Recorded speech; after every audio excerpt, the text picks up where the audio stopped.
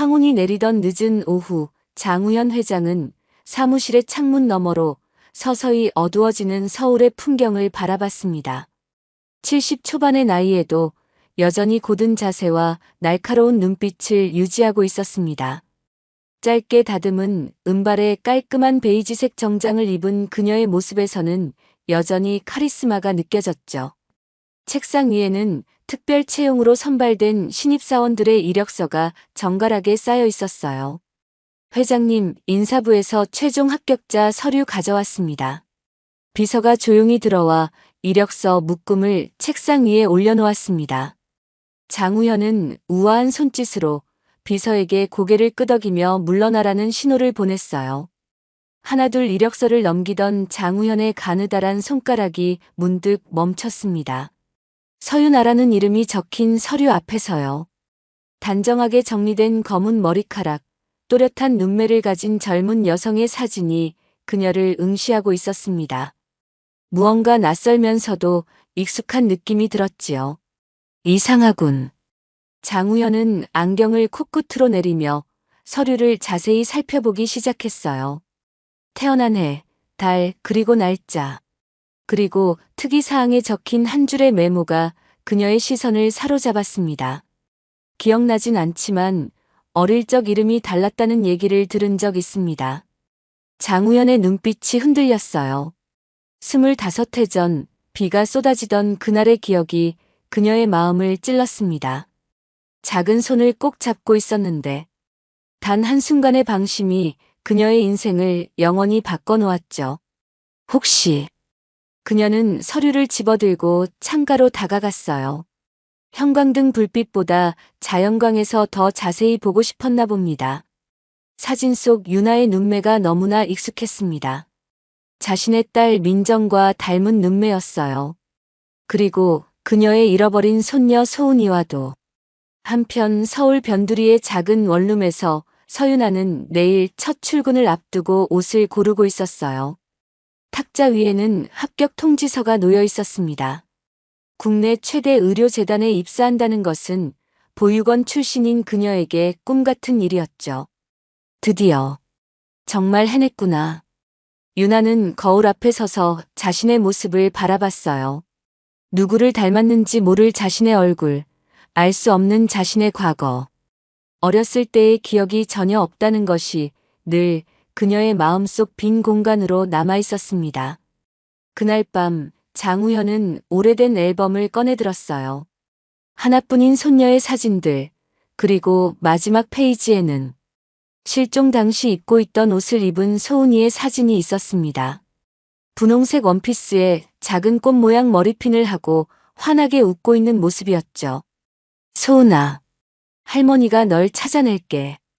다음 날 아침이 밝았습니다. 서윤아는 설렘과 긴장감을 안고 의료재단 본관으로 향했어요. 첫 출근하는 날의 아침 공기는 언제나 다르게 느껴지는 법이죠. 서윤아는 의료재단 본관 앞에 서서 잠시 깊은 숨을 들이마셨습니다. 유리와 철골로 지어진 웅장한 건물이 햇빛에 반사되어 눈부셨어요. 이제부터 이곳이 그녀의 새로운 출발점이 될 터였습니다. 괜찮아, 유나. 너는 충분히 잘할 수 있어. 자신에게 속삭이듯 용기를 북돋워주며 유나는 건물 안으로 들어섰어요. 로비는 분주했습니다. 의사들, 간호사들, 재단 직원들이 바쁘게 오가고 있었죠. 유나는 안내데스크에서 신입사원 오리엔테이션 장소를 물었습니다. 10시가 되자 오리엔테이션이 시작됐어요. 인사부 팀장의 환영사, 회사 소개, 그리고 여러 부서에 대한 설명이 이어졌습니다.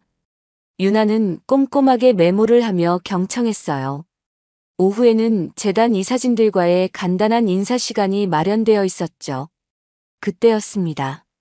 대회의실 문이 열리고 장우현 회장이 들어섰어요. 모든 신입사원들이 일제히 자리에서 일어나 인사했습니다. 장우현은 우아한 걸음걸이로 회의실을 가로질러 단상으로 올라갔어요. 그녀의 시선이 유나에게 잠시 머무는 듯 했습니다. 여러분, 우리 재단의 새 가족이 된 것을 진심으로 환영합니다. 장우현의 목소리는 나이에 비해 놀랍도록 맑고 힘이 있었어요. 유나는 회장의 말 한마디 한마디에 집중했지만 이상하게도 가슴 한구석이 아련해지는 느낌이 들었습니다. 마치 오래전에 들었던 목소리를 다시 듣는 것 같은 묘한 감정이었죠. 인사말을 마친 장우현이 신입사원들 사이를 지나갈 때였어요. 그녀가 유나 앞에 잠시 멈춰 섰습니다. 서유나 씨 맞나요? 유나는 놀라서 고개를 들었어요. 회장이 자신의 이름을 어떻게 알고 있는지 의아했지만 곧 이력서를 통해 미리 확인했을 거라고 생각했습니다. 네, 맞습니다. 회장님, 열심히 하세요. 기대하고 있을게요. 장우현은 그렇게 말하며 미소 지었어요. 그런데 그 짧은 순간 유나의 마음속에 알 수 없는 감정이 파도처럼 밀려왔습니다. 따뜻함과 그리움, 그리고 슬픔이 뒤섞인 듯한 감정이었죠. 마치 오래전에 알고 있던 사람을 다시 만난 듯한 기분이었어요. 하루 일정을 마치고 집으로 돌아온 유나는 침대에 몸을 던졌습니다. 첫날부터 많은 정보를 접하느라 머리가 무거웠어요. 그런데 자꾸만 장우현 회장의 모습이 떠올랐습니다. 그녀의 눈빛, 목소리, 그리고 그 특유의 우아함이 마음 한구석에 계속 남아있었죠. 왜 이렇게 신경 쓰이는 걸까? 유나는 중얼거리며 눈을 감았어요. 피로감에 금세 잠이 들었습니다. 그리고 꿈을 꾸기 시작했어요. 꿈속에서 유나는 아주 어린 아이였습니다. 누군가의 품 안에 안겨 있었어요. 그 품은 따뜻했고 편안했죠. 흐릿하게 보이는 꽃무늬 한복을 입은 여인이 그녀를 안고 자장가를 불러주고 있었습니다. 우리 아가 잘 자라, 우리 아가 쑥쑥 자라. 그 목소리는 너무나 다정했어요. 유나는 그 노래를 들으며 안정감을 느꼈습니다. 꿈속에서조차 그 느낌이 생생했죠. 마치 실제로 경험했던 일처럼. 할머니. 유나의 입에서 저도 모르게 그 말이 새어나왔어요. 그러나 꿈은 점점 흐려지기 시작했고 여인의 모습과 노래소리도 멀어져 갔습니다.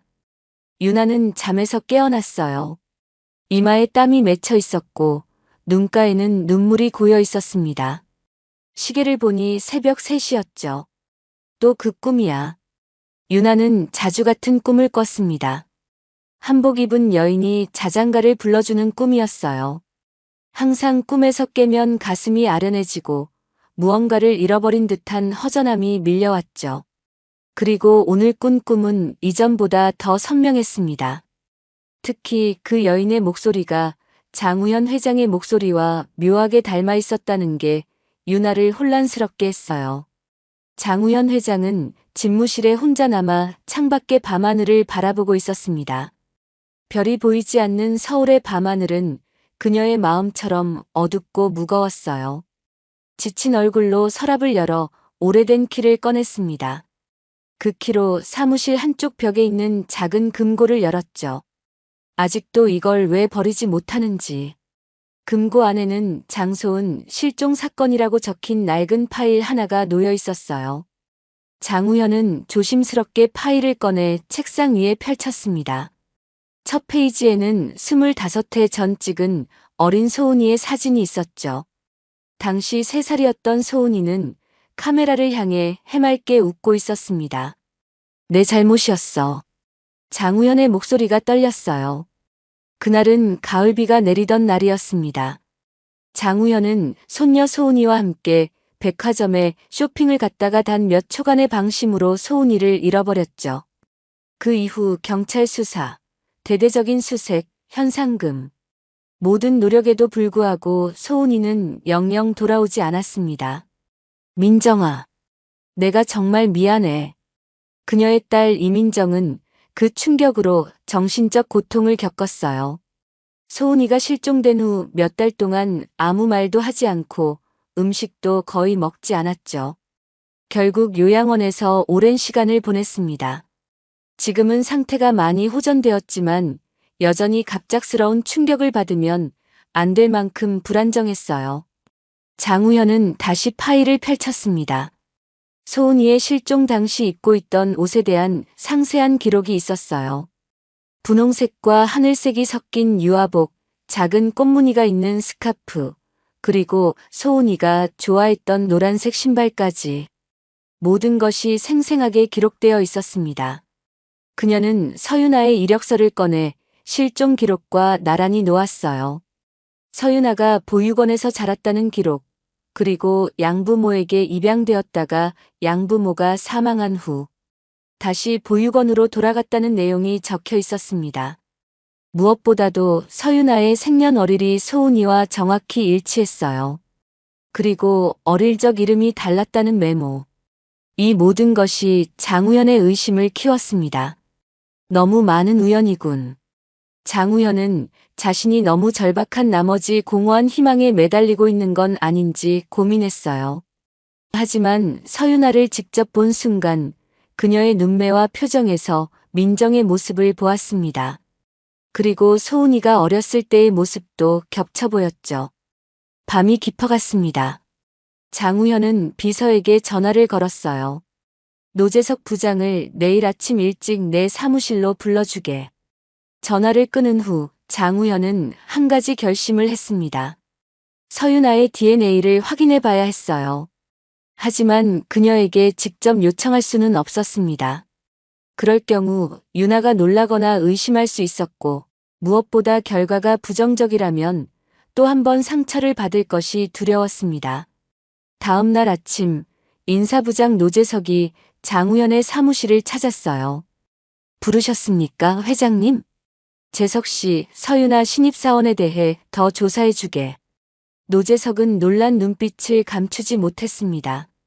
장우현은 그에게 신뢰를 보여왔지만 이렇게 특정 직원에 대해 추가 조사를 요청한 적은 없었죠. 무슨 문제라도 있습니까? 아니, 문제는 없어. 다만 궁금한 점이 있어서. 그리고 한 가지 더. 서윤아 씨가 사용하는 식기를 따로 챙겨두게. 컵이나 물병 같은 것 말이야. 노재석은 잠시 망설이다가 고개를 끄덕였습니다. 장우현의 요청이 이상했지만 오랜 신뢰관계로 그는 질문하지 않았어요. 알겠습니다. 최대한 빨리 정보를 모아오겠습니다.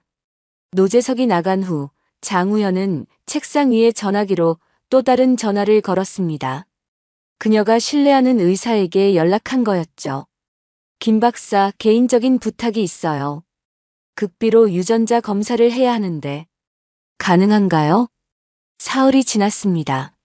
노재석 부장은 장우현 회장의 요청대로 서윤아가 사용한 물병을 조심스럽게 챙겨두었어요. 그리고 서윤아의 배경에 대한 더 자세한 정보도 수집했습니다. 회장님, 요청하신 자료와 물건 가져왔습니다. 노재석은 서류 봉투와 함께 비닐에 쌓인 물병을 장우현의 책상 위에 올려놓았어요. 장우현은 조용히 고개를 끄덕이며 그에게 눈짓했습니다. 노재석은 그 의미를 알아차리고 아무 말 없이 사무실을 나갔죠. 혼자 남은 장우현은 봉투를 열어 서류를 꺼냈어요. 서윤아의 보육원 기록, 학교 생활 기록부, 그리고 몇 장의 어린 시절 사진이 있었습니다. 유나가 6살 때 찍은 사진을 보니 가슴이 떨렸어요. 그 나이에 소은이를 본 적은 없지만 닮은 구석이 있었습니다. 이제 확실히 알아봐야겠어. 장우현은 핸드백에서 작은 상자를 꺼냈어요. 그 안에는 오래전에 소은이가 사용했던 머리빗이 있었습니다. 실종 당일 아침, 장우현이 직접 소은이의 머리를 빗어주었던 빗이었죠. 그녀는 그 빗과 유나의 물병을 함께 가방에 넣었습니다. 오후 장우현은 조용히 병원 뒷문으로 들어갔어요. 김지호 박사가 그녀를 기다리고 있었습니다. 회장님, 이쪽입니다. 김 박사는 장우현을 조용한 연구실로 안내했어요. 그는 장우현의 주치의였을 뿐만 아니라 의대 시절부터 그녀의 남편과 절친한 친구였습니다. 그래서 개인적인 일도 믿고 부탁할 수 있었죠. 이 물건들로 DNA 검사가 가능할까요? 장우현은 빗과 물병을 내밀었어요. 김 박사는 잠시 물건들을 살펴보더니 고개를 끄덕였습니다. 빗에는 모근이 남아있을 가능성이 높고 물병에는 타액 샘플이 충분할 겁니다. 검사는 가능합니다. 얼마나 걸릴까요? 급행으로 처리하면 이틀 정도면 결과가 나올 겁니다. 하지만 회장님, 혹시 이게... 김 박사의 눈에 의문이 어렸어요. 그도 소은이의 실종 사건을 알고 있었습니다. 장우현의 가족들이 겪은 고통도 지켜봤죠. 네, 소은이 일입니다. 혹시 그 아이를 찾은 것 같아요. 장우현의 목소리에 떨림이 묻어났어요. 김 박사는 그녀의 어깨를 가볍게 토닥였습니다. 알겠습니다. 최대한 빨리 처리하겠습니다. 그리고 절대 비밀로 하겠습니다. 시간이 더디게 흘렀습니다. 장우현은 이틀 동안 거의 잠을 이루지 못했어요. 그녀의 머릿속은 온통 유나와 소은이로 가득 찼습니다. 만약 정말 유나가 소은이라면 그 긴 세월 동안 어떻게 지냈을까? 왜 가족에게 돌아오지 못했을까? 그리고 민정에게 이 사실을 어떻게 알려야 할까? 수많은 질문들이 그녀를 괴롭혔어요. 마침내 김 박사에게서 전화가 왔습니다. 회장님, 결과가 나왔습니다. 장우현의 심장이 빠르게 뛰기 시작했어요. 어서 말해보세요. 일치율이 99.99%입니다. 혈연 관계가 확실합니다. 장우현은 전화기를 든 손이 떨려왔습니다. 눈에서는 뜨거운 눈물이 흘러내렸어요. 정말 소은이가 맞다는 거죠? 네, 의심의 여지가 없습니다. 그 젊은 여성은 분명히 회장님의 손녀입니다. 장우현은 감정을 추스르기 위해 깊게 숨을 들이마셨어요. 20여 년 동안 기다려온 순간이었습니다. 꿈에서도 그리던 소식이었죠.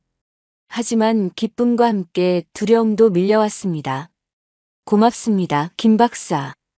이 일은 절대 비밀로 부탁드립니다. 아직 딸에게도 알릴 준비가 안 됐어요. 전화를 끊은 장우현은 창가로 다가갔어요. 서울의 밤하늘에 별이 보였습니다. 오랜만에 보는 별빛이었죠. 소은아, 드디어 너를 찾았구나.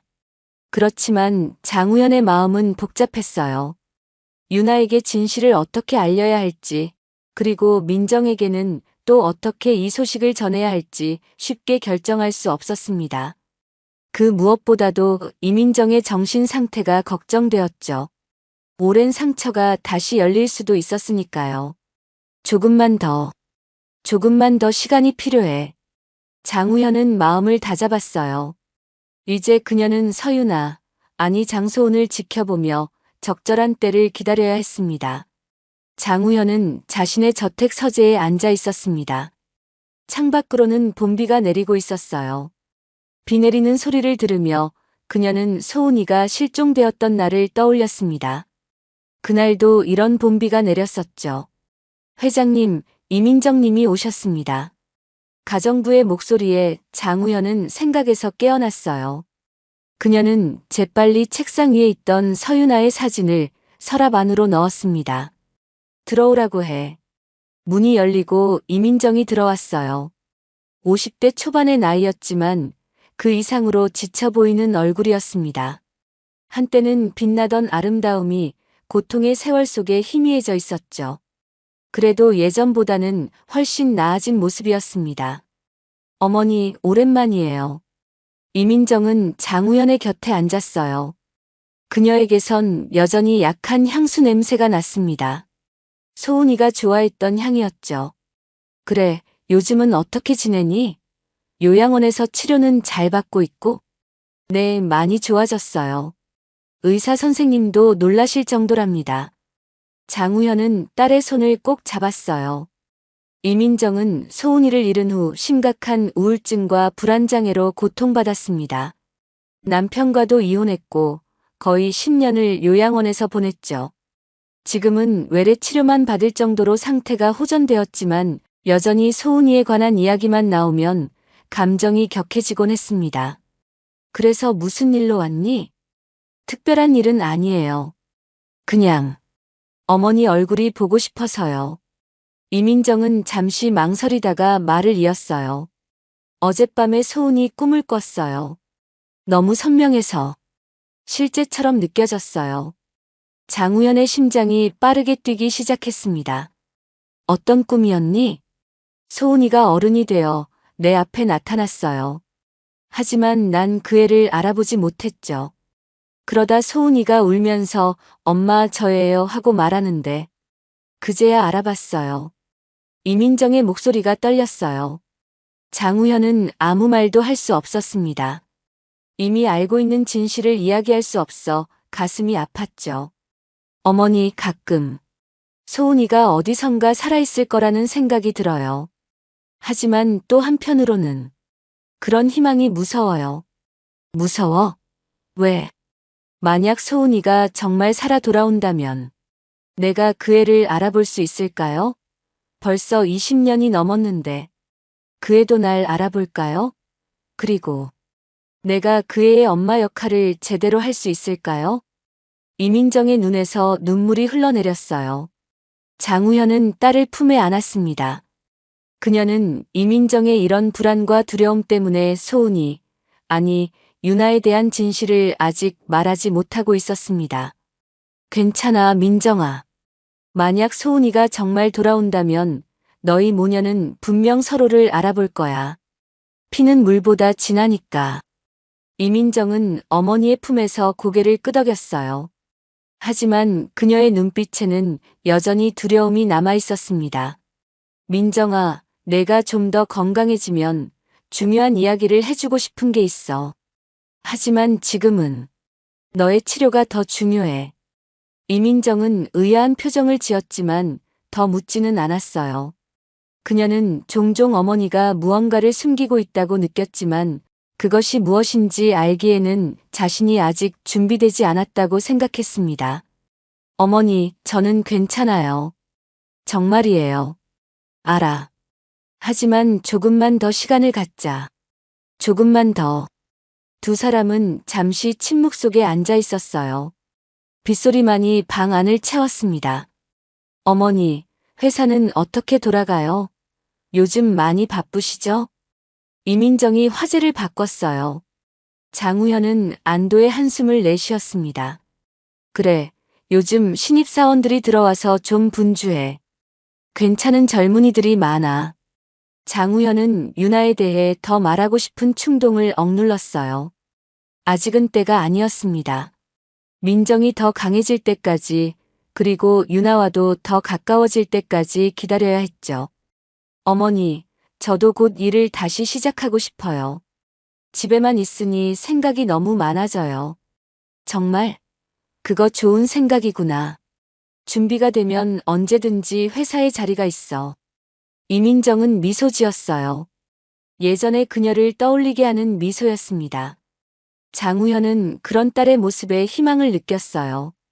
언젠가는 세 사람이 함께 웃을 수 있는 날이 올 거라고 믿었습니다. 입사한 지 한 달이 지났습니다. 서윤아는 의료재단의 업무에 차츰 적응해가고 있었어요. 홍보팀에 배치된 그녀는 재단의 사회공헌 프로젝트를 담당하게 되었죠. 보육원 출신인 그녀에게는 의미 있는 일이었습니다. 유나 씨, 이번 주 금요일에 회장님께서 보육원 방문 일정이 있으신데 함께 가주셨으면 합니다. 팀장의 말에 유나는 고개를 끄덕였어요. 하지만 내심 긴장되었습니다. 입사 이후 장우현 회장은 종종 유나에게 특별한 관심을 보였어요. 회의 중에도 그녀의 의견을 특별히 물어보곤 했죠. 처음에는 신입사원에 대한 배려라고 생각했지만 점점 그 관심이 부담스럽게 느껴지기 시작했습니다. 회장님께서 왜 저를 지목하신 건가요? 아마도 유나 씨가 보육원 출신이라 그 경험을 살리고 싶으신 것 같아요. 좋은 기회 아닌가요?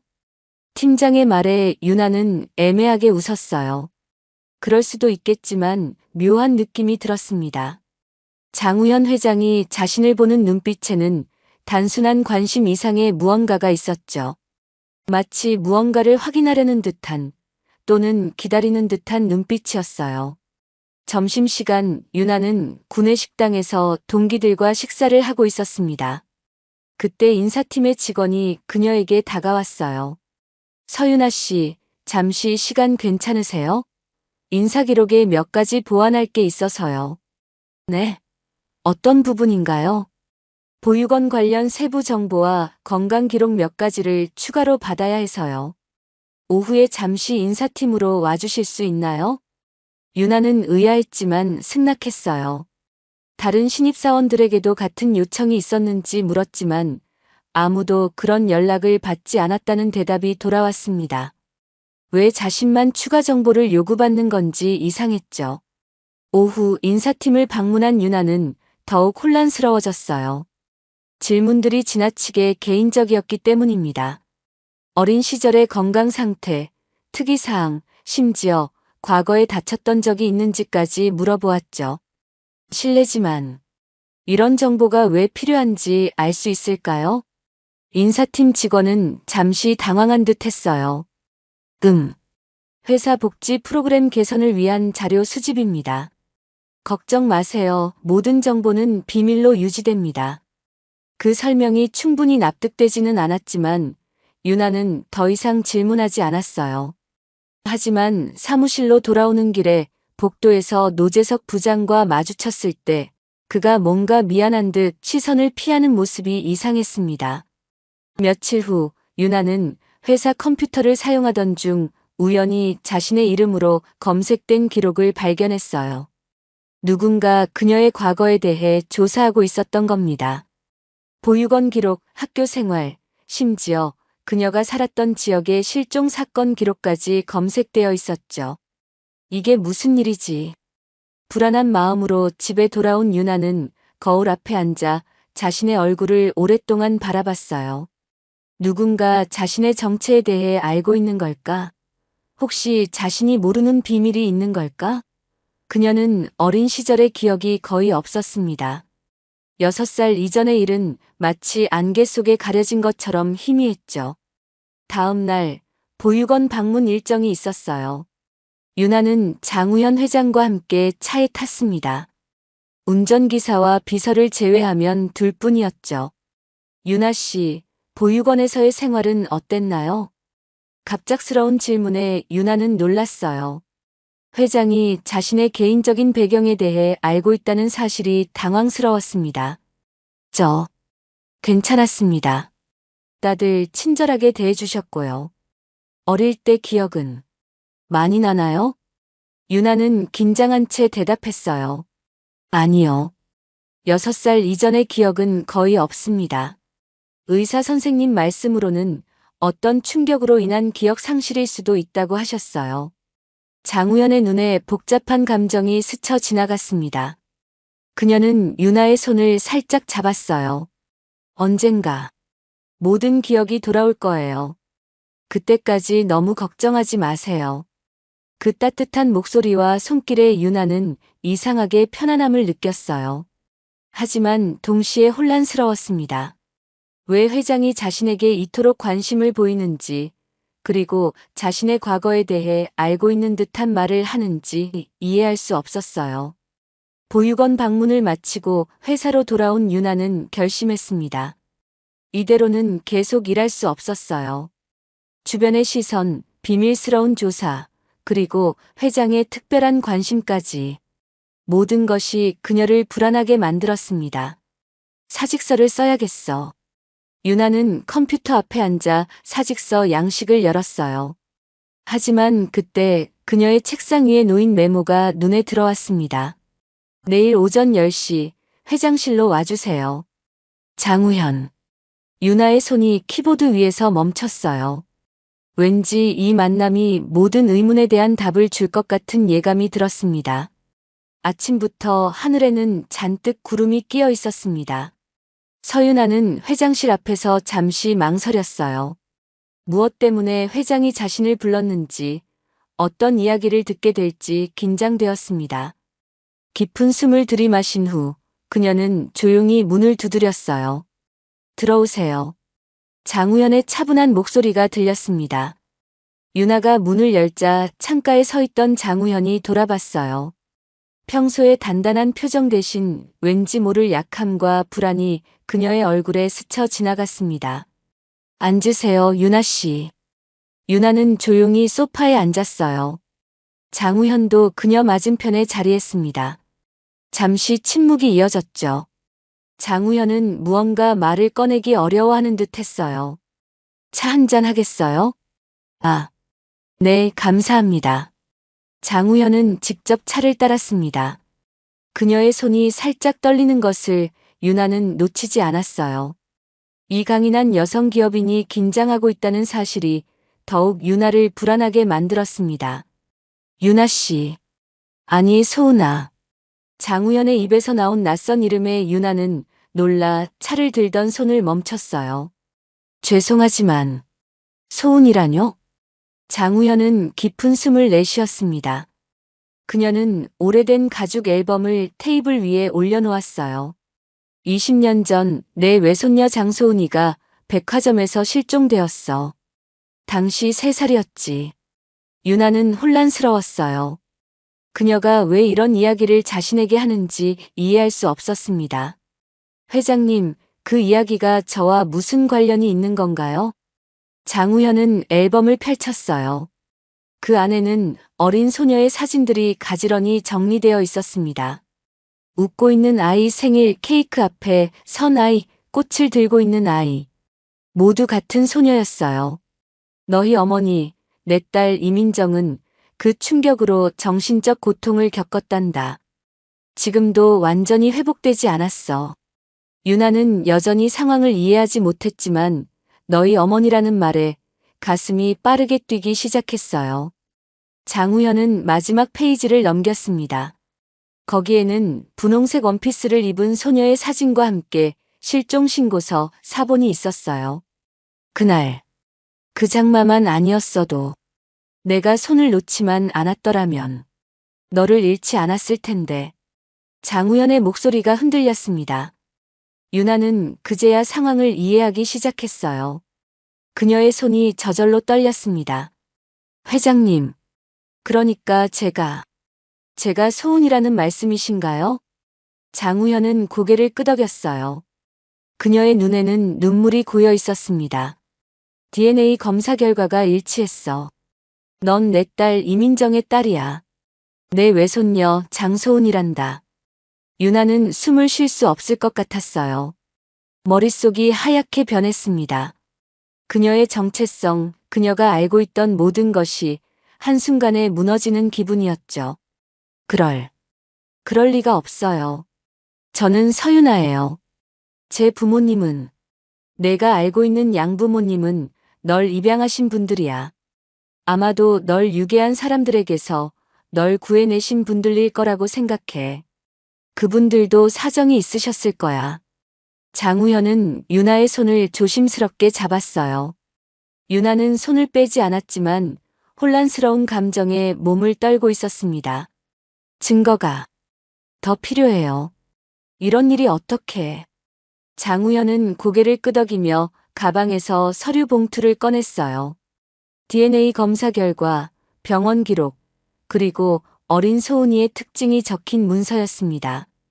오른쪽 손목 안쪽에 작은 점이 3개 있을 거야. 삼각형 모양으로. 유나는 무의식적으로 오른손 손목을 만졌어요. 그곳에는 정확히 삼각형 모양으로 배열된 3개의 작은 점이 있었습니다. 그녀는 항상 그것이 단순한 점이라고 생각했어요. 그리고 내가 자주 꾸는 꿈이 있을 거야. 한복 입은 여인이 자장가를 불러주는. 유나의 눈이 커졌습니다. 그녀가 누구에게도 말한 적 없는 꿈이었어요. 어떻게 아셨어요? 그건 내 할머니, 내 어머니야. 너를 너무 사랑하셨지. 매일 밤 한복을 입고 널 재워주셨어. 유나의 눈에서 눈물이 흘러내렸어요. 그녀는 자신도 모르게 그 자장가를 흥얼거리기 시작했습니다. 우리 아가 잘 자라. 우리 아가 쑥쑥 자라. 장우현도 함께 흥얼거렸어요. 두 사람의 목소리가 어우러졌습니다. 갑자기 유나의 눈앞에 흐릿한 기억이 스쳐 지나갔어요. 따뜻한 품에 안겨있는 자신, 꽃무늬 한복을 입은 할머니, 그리고 미소 짓는 젊은 여성의 얼굴. 엄마의 얼굴. 엄마. 그 한마디와 함께 유나는 오열했습니다. 장우현은 손녀를 품에 안았어요. 20년 만의 포옹이었습니다. 미안해, 소은아. 할머니가 정말 미안해. 제 이름은 소은이었군요. 유나, 아니 소은은 여전히 혼란스러웠지만 가슴 한구석에서는 알 수 없는 안정감이 느껴졌어요. 마치 오랫동안 찾아 헤매던 집에 돌아온 것 같은 느낌이었습니다. 제 엄마는 어디 계신가요? 장우현은 소은의 머리를 쓰다듬었어요. 엄마는 널 잃은 충격으로 오랫동안 아팠어. 하지만 지금은 많이 좋아졌단다. 곧 만나게 해줄게. 소은은 고개를 끄덕였습니다. 그녀는 아직도 자신이 서윤아라는 이름으로 살아온 시간과 장소은이라는 정체성 사이에서 혼란스러웠어요. 하지만 한 가지 확실한 것은 드디어 그녀의 뿌리를 찾았다는 사실이었습니다. 그 노래. 엄마가 불러줬던 노래예요. 창밖으로 비가 내리기 시작했어요. 그 비는 25해 전 소은이를 잃어버렸던 그날의 비와는 달랐습니다. 새로운 시작을 알리는 봄비였어요. 회장실에서의 만남 이후 일주일이 지났습니다. 아니 유나는 그동안 휴가를 냈어요. 갑작스러운 진실 앞에 홀로 있는 시간이 필요했죠. 그녀는 자신이 알고 있던 인생과 새롭게 드러난 과거 사이에서 길을 찾고 있었습니다. 오늘은 특별한 날이었어요. 장우현 회장이 자신의 생모 이민정과의 만남을 주선했기 때문입니다. 유나는 장우현의 저택 앞에 서서 떨리는 마음을 진정시키려 했어요. 그녀는 아직도 자신을 유나라고 생각했습니다. 소은이라는 이름은 여전히 낯설었어요. 들어오렴. 현관문이 열리고 장우현이 그녀를 맞이했습니다. 오늘의 장우현은 평소의 강인한 기업인의 모습이 아니었어요. 그저 손녀를 기다리는 할머니의 따뜻한 미소를 지니고 있었죠. 엄마는 아직 모르세요? 유나가 조심스럽게 물었어요. 아니, 아직 내 얼굴만 보여준다고 했어. 내가 누구인지는 말하지 않았단다. 너무 큰 충격을 주고 싶지 않아서. 유나는 고개를 끄덕였습니다. 그녀도 이민정의 정신 상태가 걱정되었어요. 지난 일주일 동안 그녀는 이민정에 대해 많은 이야기를 들었죠. 소은을 잃은 후 겪었던 고통, 요양원에서의 시간, 그리고 여전히 치유되지 않은 마음의 상처까지. 준비됐니? 유나는 깊은 숨을 들이마시고 고개를 끄덕였어요. 장우현은 그녀의 손을 잡고 안으로 들어갔습니다. 넓은 거실을 지나 정원이 내려다 보이는 테라스로 향했어요. 그곳에는 한 여인이 등을 돌린 채 서 있었습니다. 민정아, 내가 이야기했던 손님이 왔어. 이민정이 천천히 돌아섰어요. 50대 초반의 나이에도 여전히 아름다운 여성이었습니다. 하지만 그녀의 눈빛에는 말로 표현할 수 없는 슬픔이 깃들어 있었어요. 유나는 그 순간 자신의 눈과 닮은 눈매를 마주했습니다. 안녕하세요. 유나의 인사에 이민정은 미소 지었어요. 그러나 그 미소는 어딘가 공허했습니다. 그녀는 유나를 단지 회사의 직원으로만 생각하고 있었으니까요. 안녕하세요. 어머니께서 많이 칭찬하시던 신입사원이군요. 세 사람은 테라스의 테이블에 앉았어요. 장우현은 차를 따르며 대화를 이끌었습니다. 가벼운 이야기들이 오갔죠. 날씨, 회사 일, 그리고 유나의 학창 시절까지. 이민정은 점점 유나에게 관심을 보이기 시작했어요. 어디서 자랐다고 하셨나요? 보육원에서요. 6살 때부터 기억이 나기 시작해요. 6살 이전은 기억이 없나요? 네, 거의 없어요. 가끔 꿈에서 조각난 기억들만 보이죠.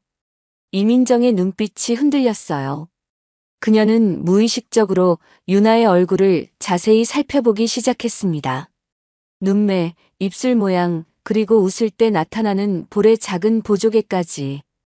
모두 그녀의 잃어버린 딸 소은이와 닮아 있었죠. 혹시 무슨 꿈을 꾸나요? 유나는 잠시 망설였어요. 장우현이 그녀에게 살짝 고개를 끄덕여 주었습니다. 한복 입은 여인이 자장가를 불러주는 꿈이요. 우리 아가 잘 자라, 우리 아가 쑥쑥 자라. 그런 노래요. 이민정의 얼굴이 창백해졌어요. 그녀의 손이 떨리기 시작했습니다. 그 노래는 내가 소은이에게 매일 밤 불러주던 노래예요. 침묵이 내려앉았어요. 이민정은 유나의 손을 바라보다가 문득 그녀의 오른쪽 손목을 잡았습니다. 손목 안쪽에. 혹시. 유나는 천천히 손목을 뒤집었어요. 삼각형 모양으로 배열된 세 개의 작은 점이 드러났습니다. 이민정의 눈에서 눈물이 흘러내렸어요. 소은아? 그녀의 목소리가 떨렸습니다. 유나는 고개를 끄덕였어요. 이민정은 믿을 수 없다는 듯 손을 뻗어 유나의 얼굴을 만졌습니다. 그녀의 손이 덜덜 떨리고 있었어요. 엄마. 그 한마디에 이민정은 오열했습니다. 그녀는 유나를 꽉 껴안았어요. 20년의 그리움과 슬픔, 그리고 죄책감이 한꺼번에 터져 나왔습니다. 내 딸, 내 소은이 살아있었구나. 장우현도 눈물을 흘리며 두 사람을 바라보았어요. 그녀는 조용히 자리에서 일어나 두 사람에게 시간을 주기 위해 테라스를 나갔습니다. 엄마가 그날 너를 더 꼭 잡고 있었어야 했는데. 미안해, 정말 미안해. 유나는 이민정의 등을 토닥이며 울었어요. 그녀도 자신이 누구인지 아직 완전히 받아들이지 못했지만 이 순간만큼은 소운이 되어 있었습니다. 괜찮아요, 엄마. 이제 찾았잖아요. 두 사람은 오랫동안 서로를 아는 채 울었어요. 그동안의 모든 말하지 못한 이야기들, 나누지 못한 시간들을 눈물로 표현했습니다. 창밖으로는 봄비가 살짝 내리기 시작했어요. 하지만 이번의 비는 두려움이 아닌 새로운 시작을 알리는 비였습니다. 이제 다시는 절대로 놓지 않을게. 이민정의 말에 유나는 미소 지었어요. 그녀는 여전히 자신을 유나라고 생각했지만 조금씩 소은이라는 정체성도 받아들이기 시작했습니다. 두 개의 이름, 두 개의 인생이 하나로 합쳐지는 과정이었죠. 시간이 흘러 저녁이 되었어요. 세 여성은 거실에 앉아 이야기를 나누고 있었습니다. 유나는 자신의 삶에 대해, 이민정은 소운이 없는 세월에 대해 이야기했죠. 그리고 장우현은 끊임없이 손녀를 찾기 위해 노력했던 시간들에 대해 말했어요. 사직서는 철회할게요. 유나가 문득 말했습니다. 회사에서 계속 일하고 싶어요. 장우현이 놀란 표정으로 물었어요. 사직서를 쓰려고 했던 거니? 네, 저에 대한 조사와 특별한 관심이 부담스러웠어요. 하지만 이제 이유를 알았으니까. 이해해요. 이민정은 딸의 손을 꼭 잡았습니다. 회사에서 일하는 너를 매일 볼 수 있다면 얼마나 좋을까. 엄마도 회사에 돌아오실 거죠? 유나가 물었어요. 그래, 이제 나도 새 출발을 할 때가 된 것 같아. 테이블 위에는 한 장의 이력서가 놓여 있었습니다. 서윤아라는 이름이 적힌 그 서류 옆에는 작은 가족 사진이 있었어요. 장우현, 이민정, 그리고 3살의 소은이가 함께 찍은 사진이었습니다. 어쩌면 이름을 장윤아로 바꿀 수도 있겠네요. 유나가 조심스럽게 제안했어요. 서윤아로서의 삶도 소중하니까요. 두 정체성을 모두 담을 수 있는 방법이랄까. 장우현과 이민정은 서로 눈빛을 교환하며 미소 지었습니다. 좋은 생각이구나. 내가 편한 대로 하렴. 과거와 현재가 만나는 순간 새로운 미래가 시작되고 있었어요. 세 여성의 웃음소리가 저택을 채웠고 창밖에는 여전히 봄비가 내리고 있었습니다. 마치 오랜 슬픔을 씻어내고 새로운 희망을 키우는 비처럼.